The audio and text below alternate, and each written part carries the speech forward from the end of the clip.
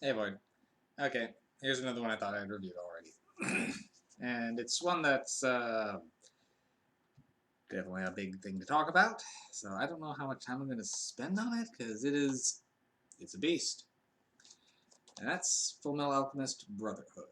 Now, I have seen all of the original run of Fullmetal Alchemist, and I've seen all of Brotherhood. I also own all of each of them. Brotherhood here, I just have this one Blu-ray right now because the rest is in the closet, and I didn't want to dig out a chunk of more because it's a chunk of boy. Well, Full Metal Alchemist definitely became kind of an anime staple for a long while, but it was one of those animes that did kind of jump the shark partway through and just kind of went off the rails. It wasn't bad towards the end, but definitely, since they got ahead of the manga, went their own direction and had to guess and make things up. And it got interesting. Not bad, but just strange. Now, this one definitely keeps it a little bit closer to the source material, but it also handles things in a little. It's a little odd on how certain things are handled. Some things that were big focuses in the original series are much more played down. And like the first arc in the original run took about 4 or 5 episodes, here it's condensed pretty much to one or two. They speed things along that showed up in the first anime a lot more. Like they don't want to retread the same ground and just completely do a reboot.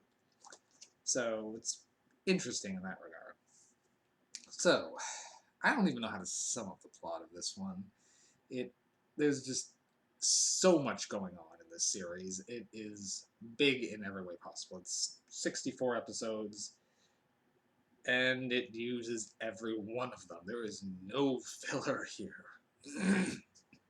A lot of political intrigue going on. So I'll do my best.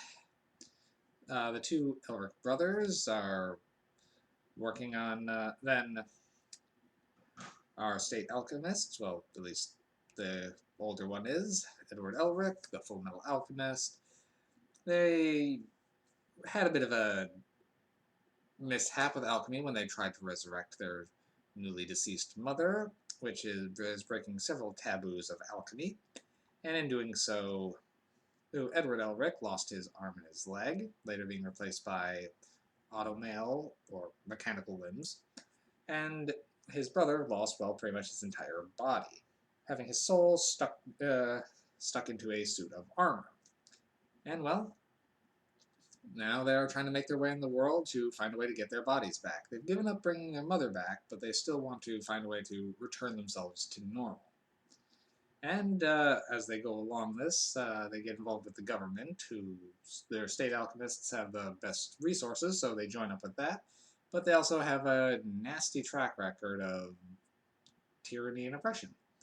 So they're trying to do their best not to get too involved with that, but Führer King Bradley has some other ideas, as a lot of the government is very interested in what's going on with the most potent alchemists. Meanwhile, several mysterious people, beings, creatures that are each named after one of the seven deadly sins and fully embodying the concept seem to be manipulating events to try to cause new atrocities, then for unknown reasons. And they may or may not be tied in with the government, or they may be something entirely separate.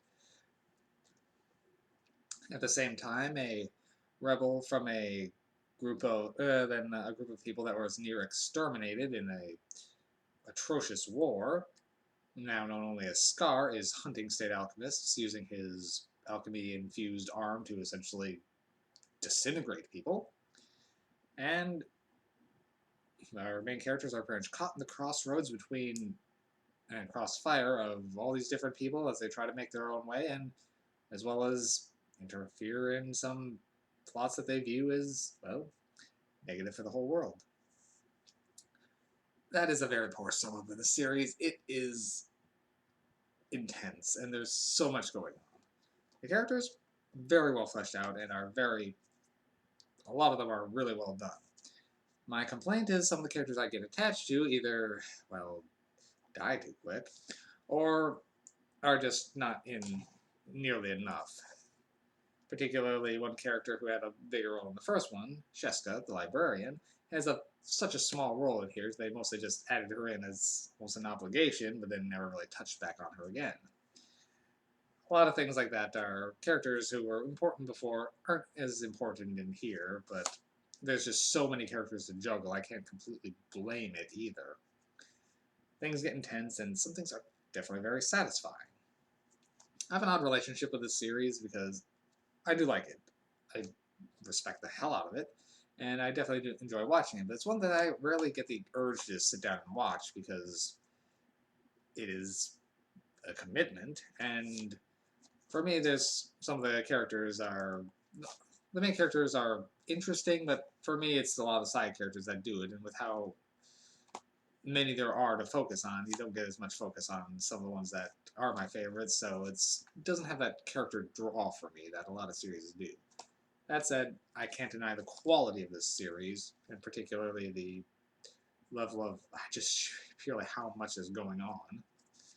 So I definitely have to rate this one very highly, even though for me it's one that I can only watch every once in a while. But that said, some of the characters are so well done that it is hypnotic watching how crazy the Crimson Alchemist Kimberly can be, for example. Or just the fight between Roy and the homunculus Envy is satisfying, to say the least, and how intense it gets. The characters' interactions and relationships really are the heart and soul of the series. So, I gotta give it a 9 MacGuffins. It's good. It is very well put together, and for a while was considered one of the top animes, and it definitely earns its slot there. It's a very well done series. It's a long series, but a very well done one. At some point, we'll probably review the original run, and then there is also a movie for the original run and a movie for this one. I'll get home when I get home. Alright, I think that's all on this one, which means I've only got one more in my backlog. So, looks like I actually managed to get most of this done in time for October, so yay me. Alright, go ahead. See you soon. Might be a little bit of a delay before I post that one, but as if people are watching these when they come out. As if people are watching these. I'm so I'm kidding. I know I'm not doing this because I'm expecting an audience. This is mostly just me sorting out my own thoughts. And now, can't tell if I'm talking to the void or talking to myself now. Okay, it's staring too long into the mirror. I gotta go. Bye-bye.